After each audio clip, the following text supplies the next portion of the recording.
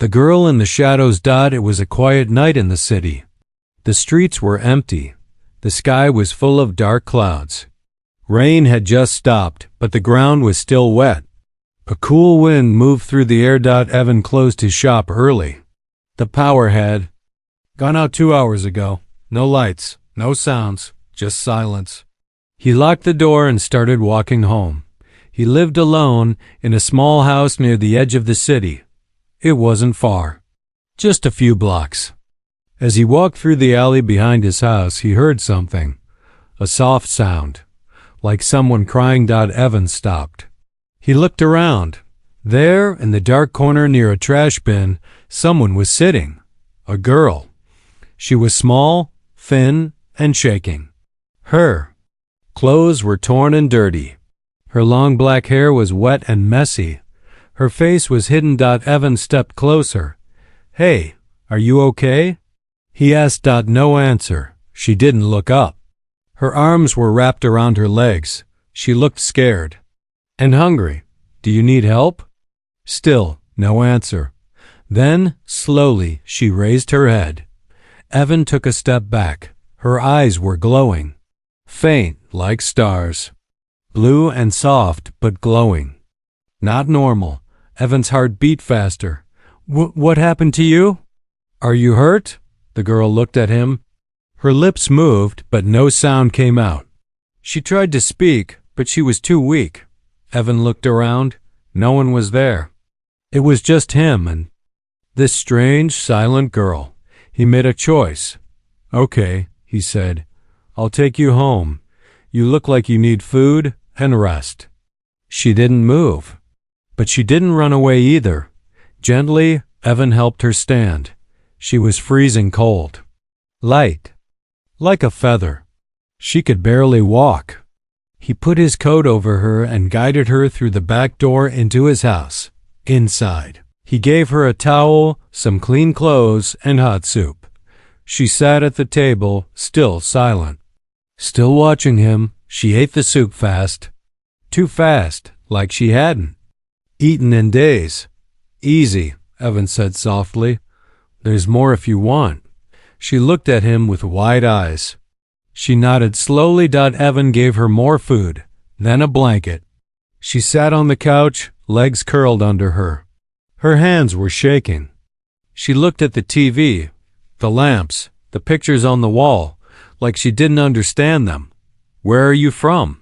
he asked. She didn't reply. "Do you have a name?" Still silence. Evan sighed. "Okay, no pressure. You can rest here tonight." He left her alone and went to the kitchen. He called the local shelter, but no one answered. The phones weren't working. Still no power. Later, Evan peeked into the living room. The girl was asleep, wrapped in the blanket. For the first time, she looked peaceful. He noticed something strange. Her skin, it shimmered, not normal. Like soft light was moving under it, almost like moonlight. And then, just for a second, he saw her hands. They didn't look completely human. Her fingers were longer, and they had a soft glow too. Evan felt a chill. "Who are you?" he whispered. The next morning, the power came back. The sun was out. Birds were singing. Evan made breakfast. The girl was still sleeping. Later, she woke up and looked around. She touched the light switch, surprised. "You slept well?" Evan asked with a smile. She nodded slowly. "I'm Evan," he said. "You can stay here until we figure things out." 4. The first time, she opened her mouth. Soft voice. Almost a whisper. Broken English. Lyra," he smiled. "Lyra, that's your name?" She nodded again. "Nice to meet you, Lyra." She looked at the window, the sky. Her face changed. Fear, worry, like she was searching for something. "What is it?" Evan asked. Lyra whispered one sentence that changed everything. "They will come for me." The next few days passed like a strange dream. Evan tried to live normally, but nothing felt normal anymore. His quiet life had changed the moment he found Lyra in the alley. She still spoke very little, and when she did, it was in short, broken English. But she listened, she watched. And she learned fast. Evan noticed how she stared at lights like they were magic. How she gently touched the TV screen when colors moved across it. She was amazed by the toaster, terrified of the microwave, and deeply confused by the fridge. Simple things that Evan never thought about before now felt like wonders or weapons in her eyes. Every night, she sat by the window and looked up at the stars. She didn't speak, but Evan could feel something heavy in her silence.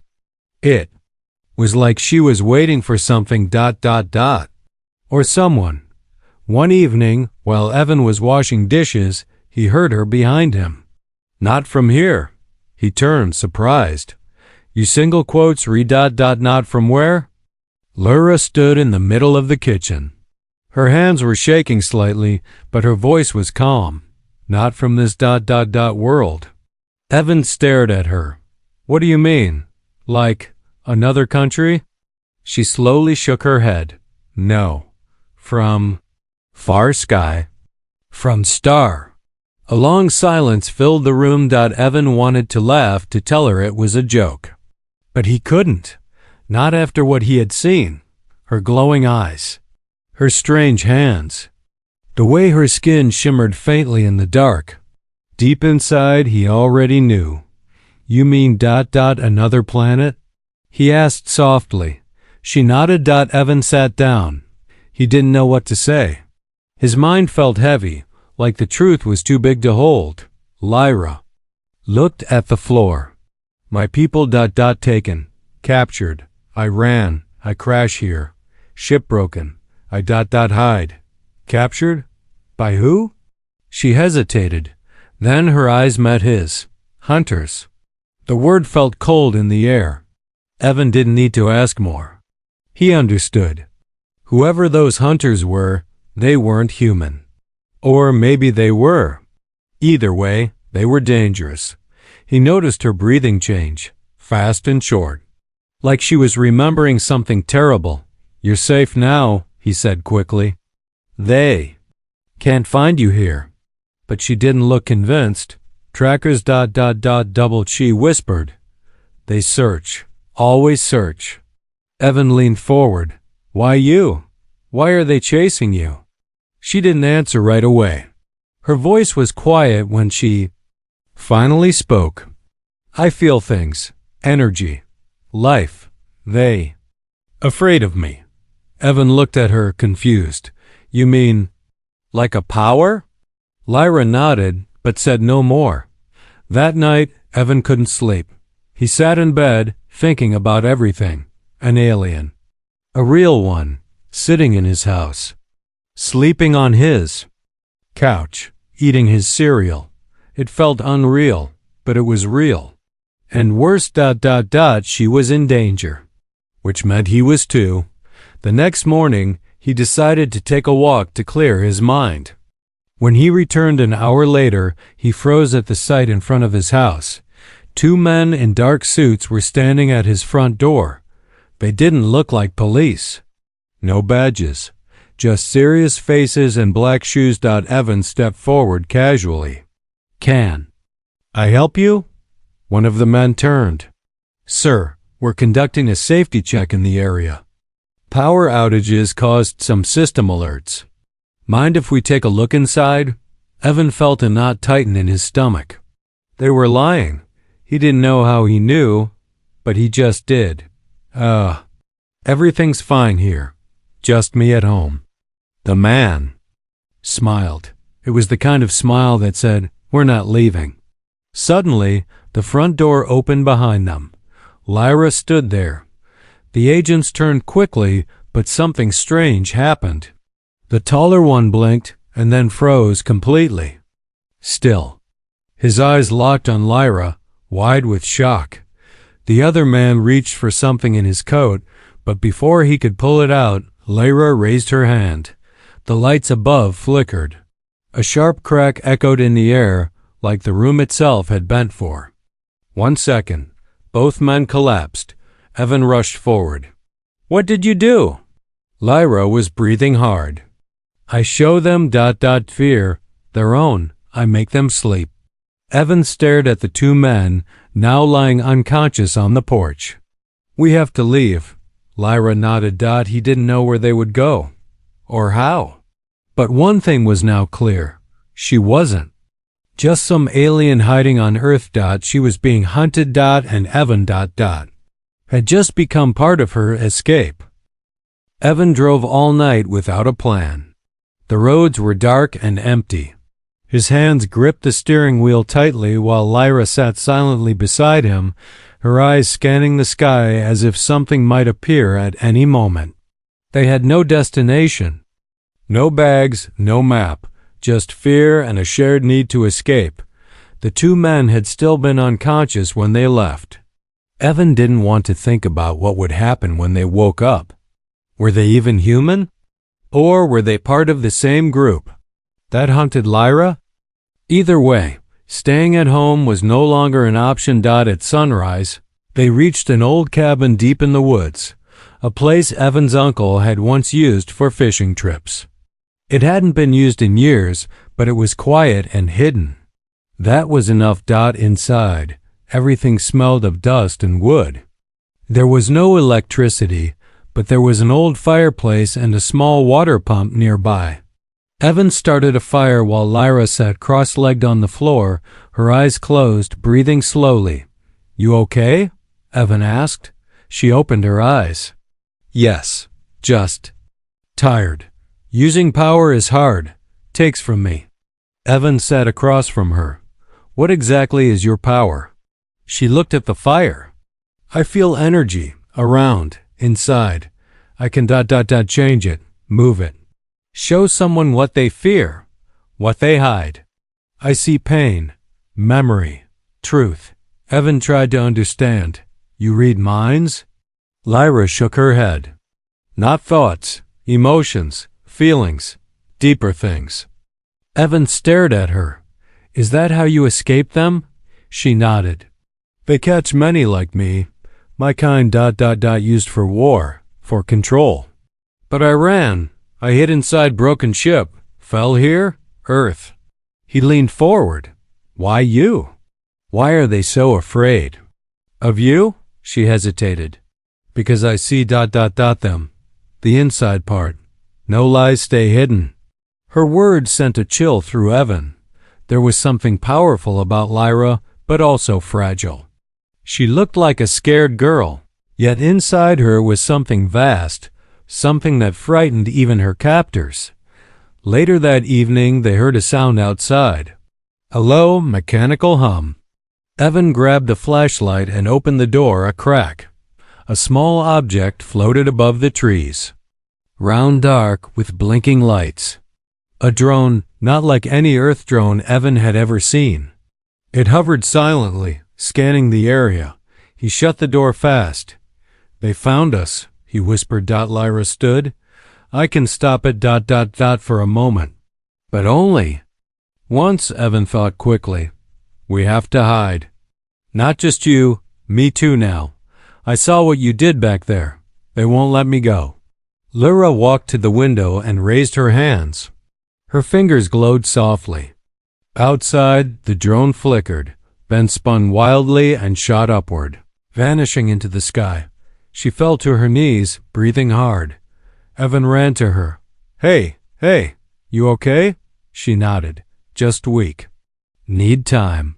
He helped her sit down near the fire. We need a plan. Lyra looked up at him, her voice shaking.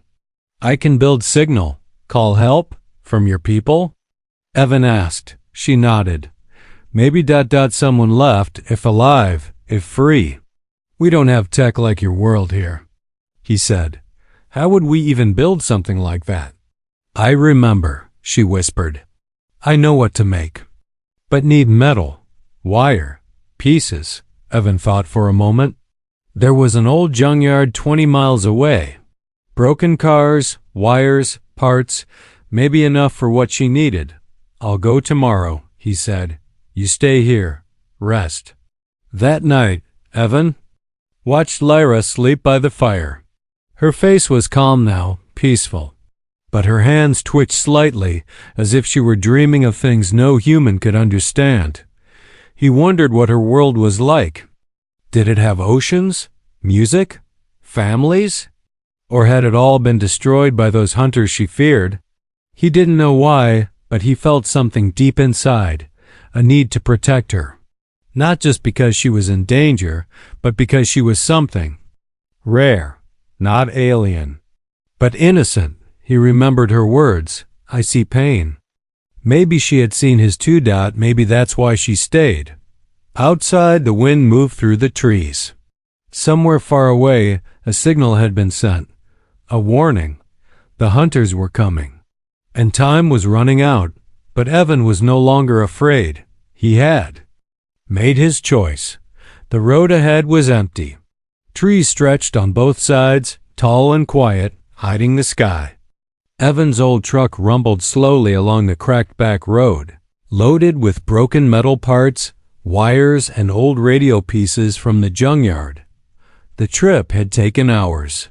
He was tired, but his mind stayed sharp. He kept checking the rearview mirror, the sky, the road behind. Always watching. Back at the cabin, Lyra waited. When he returned, she was sitting near the fireplace, her knees drawn up to her chest, staring into the flames like they whispered secrets only she could hear. Her eyes lifted when Evan entered, and for the first time, she smiled. Not fully, just a small curve of the lips, but it was real. "I found what you asked for," Evan said. Placing the pieces on the floor, Lyra moved quickly, scanning everything with quiet focus. Her fingers ran over wires and metal like they were puzzle pieces. "Good," she said softly. "This will help." As night fell, she started building. Her hands worked fast, almost like memory guided them instead of thought. She twisted wires, bent thin strips of copper, and used a broken phone's battery to power the center of the device. Evan watched her closely, amazed. There was something elegant in her movement. She didn't just build. She crafted like she had done this 100 times before. "What exactly are you making?" Evan finally asked. "Signal," she replied. "Short wave, low energy. It will reach near space, maybe. Someone hears. And if they don't?" he asked. She paused, eyes still on her work. "Then we keep running." The fire crackled in the silence between them. Later, they sat outside the cabin. The stars above were bright, thousands of tiny lights stretching across the sky like a map of unknown places. Lyra looked up, her voice quiet. "You have beautiful sky here." Evan glanced at her. "It's the only one I've ever known." She turned to him, serious now. "Do you miss anyone?" He blinked at the question. "What?" "Your people, family, friends." Evan looked down. "Not really. My parents died years ago. No siblings. I had a few friends, but life got busy. I was mostly alone." Lyra nodded slowly. "Alone is heavy." He looked at her. "You too?" She hesitated, then nodded again. "I had a sister. She was taken before me. I'm sorry." They sat in silence. The kind of silence that wasn't empty, but full of things they didn't need to say. The wind moved gently through the trees. Somewhere in the dark, an owl called out, then a new sound, a low hum. Not from the sky this time, from the woods. Evan stood fast. "Stay here." But Lyra stood too. "No, they find me, not just you." They ran inside and Evan turned off the lights. Through the small window, they saw it. A small drone, black and sleek, floating silently between the trees. It scanned slowly, moving left and right. Closer. Evan reached for the shotgun his uncle had left behind. "If it sees us—" "No," Lyra said sharply. "Let me try." She stepped outside before he could stop her. Just a few feet beyond the porch, she raised her hands. Her palms glowed faint blue. The air around her shimmered. The drone stopped. It hovered still, like frozen in time. Then it shook, once, twice, and dropped to the ground without a sound. Lyra stumbled, holding her head. Evan caught her as she fell. "You okay?" She nodded weakly. I held its mind. "Too long. Harder now. They send stronger machines?" Evan looked down at the drone. "How many more of these will come?" "Until they find me," she whispered. That night, Lyra's signal machine was ready. She placed it on a metal plate outside and pressed a button. A small blue light blinked. Nothing loud, nothing bright. Just a quiet pulse reaching toward the stars. Evan stood beside her. "Will it work?" She didn't answer at first. Then, softly, "I hope." As they sat by the fire again, Evan handed her an old blanket. She wrapped it around herself and leaned slightly toward him. Her head rested against his shoulder, just for a moment. It surprised him, but he didn't move away. "Thank you," she said, "for helping, for not fearing me." Evan looked at her glowing eyes in the dark. "I don't fear you. I just fear losing you." She looked away, and he wondered if she had felt his emotion before he even spoke it. The night grew deeper. Somewhere out there, someone or something might have heard the signal. Help could be on the way. Or danger, or both. But in that small wooden cabin, with nothing but a dying fire and stars above, Evan and Lyra had found something else. Not safety. Not answers, but something like hope. The next morning, the signal device was still blinking. Soft blue light. A pulse sent once every few seconds, silent to human ears, but powerful enough to whisper into space. Lyra checked it carefully, her fingers brushing over the wires with care. She looked more tired now. Each day on Earth seemed to weigh on her a little more. Evan brought her water and sat beside her on the porch. He stared up at the sky. It looked peaceful. Birds flew overhead. The wind moved gently through the trees. But peace was an illusion. The signal was out there now. Someone had heard it. The question was, who? How long until they respond? Evan asked. Lyra shook her head. "I don't know. Maybe hours. Maybe days. Or maybe no one comes." Evan glanced at her. "But you had to try." "Yes," she said softly. "Because hiding forever is not living." He nodded slowly. "And if someone dangerous hears it first?" Lyra looked down. "Then we run again." That afternoon, Evan walked to the nearby stream. It was only a few minutes away, but the silence around him made him nervous. Every snap of a twig, every flutter of wings made his heart beat faster. He kept looking over his shoulder. He didn't know what a hunter ship looked like, but he imagined it would not be quiet when it arrived. When he returned to the cabin, Lyra was standing outside, staring at the sky. She turned to him, her eyes wide. "They are coming." Evan dropped the bucket. "You felt it?" She nodded. "Not my people." "Wrong feeling. Cold. Angry." "How far?" She closed her eyes. "Not far enough." Evan ran to grab the few supplies they had packed earlier: water bottles, food, the signal device, a small bag of tools. "We have to move." But before they could even step off the porch, the sky above them changed. A large shape broke through the clouds, silent and dark. It was massive, like a flying building, with glowing red lines running along its sides. No engine sound. Number. Wind. Just presence. Evan stood frozen. "That's them?" "Yes," Lyra said, her voice shaking. "Slavers. They find me."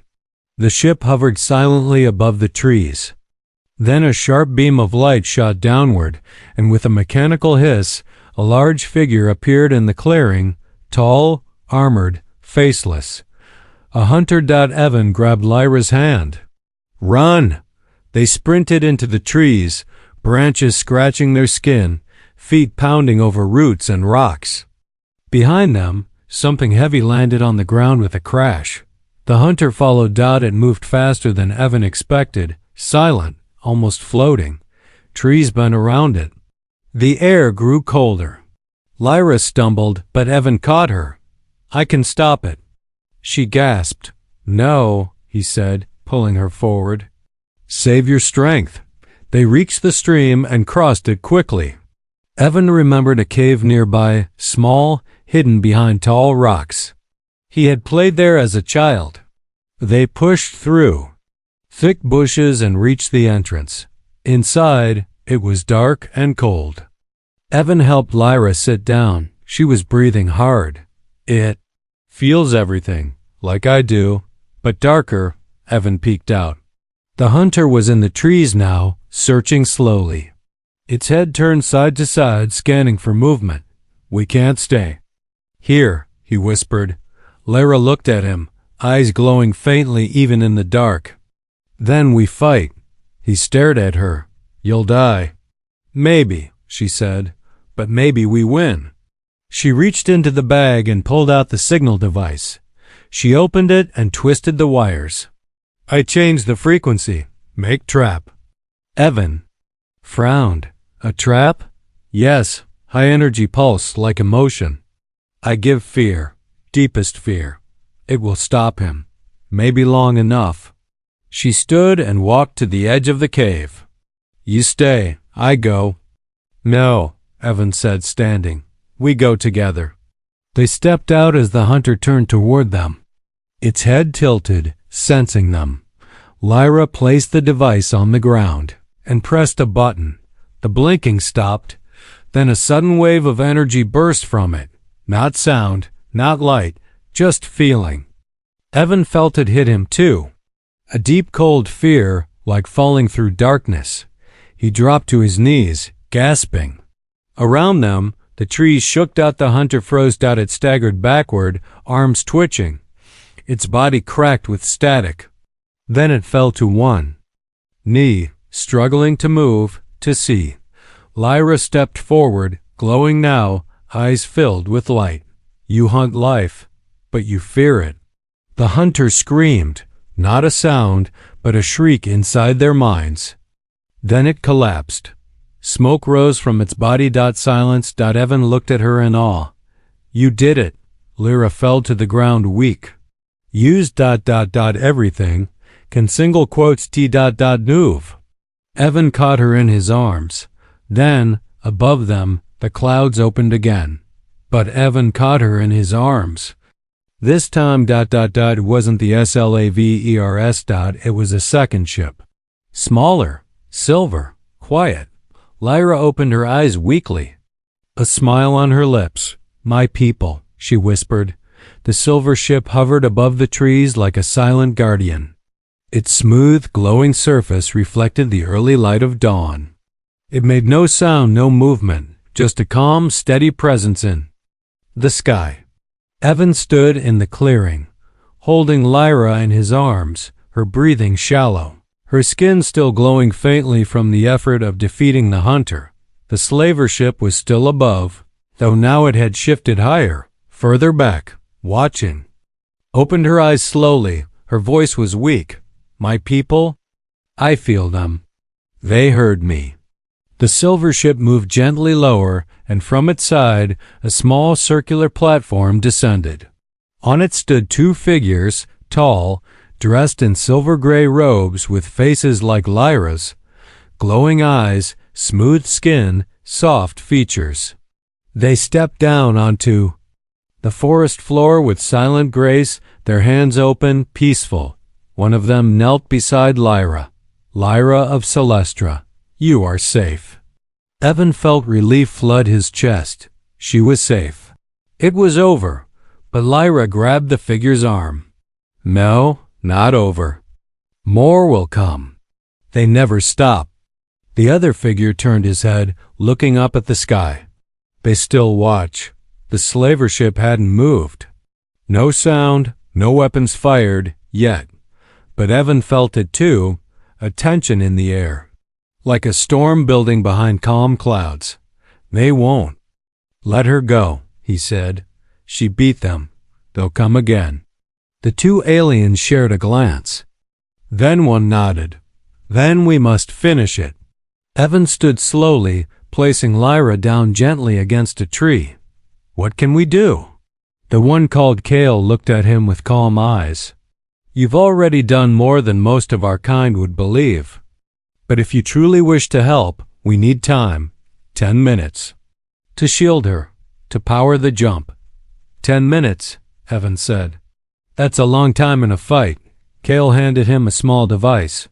This will create a field around you. But only for a moment. Use it when there is no other choice. The sky above changed again. From the slaver ship, dark figures began to drop, not flying, not floating, falling. They hit the ground with heavy thuds. 4 of them, then 6, then 10. Armored like the hunter before, but faster, meaner. This wasn't a search dot, it was War. Kale and the other alien lifted their arms, and from the silver ship above, a soft pulse of light spread out across the clearing. A shimmering dome started to form, wrapping around Lyra, protecting her, but it was incomplete. The edge was open. The slavers charged. Evan didn't think. He ran forward, holding a metal rod like a bat, heart pounding. He struck the first one across the chest. It barely flinched, but the hit slowed it enough for Kale to blast it with a pulse of energy from his palm. The others spread out, circling the edge of the shield. They want her. Evan shouted. They're trying to get around. He ran too. The left, ducking a slash from one of the hunters. He kicked it backward and threw a rock at another. It was a useless move, but he didn't care. He just had to buy time. Kale moved like light, fast, smooth, but clearly weakening. One by one, they fought off the slavers. But the field was slow to close. 2 more dropped from the ship. Evan saw one of them, heading straight for the shield's weak point. He ran, but this one was too fast. It leapt forward, claws out, inches away from breaking into the circle. Evan didn't think. He pulled the device Kale gave him and pressed the button. The field burst around him, a bubble of blue light. The slaver slammed into it like a bird, hitting glass and dropped. But so did Evan. The shock of the device drained him. His vision blurred. He fell to one knee. Across the clearing, Lyra stirred. Her eyes opened wide. Her body lit up again, not weak this time, but bright, full. She stood, energy surrounding her like a storm. No more, she said. She stepped through the still closing shield.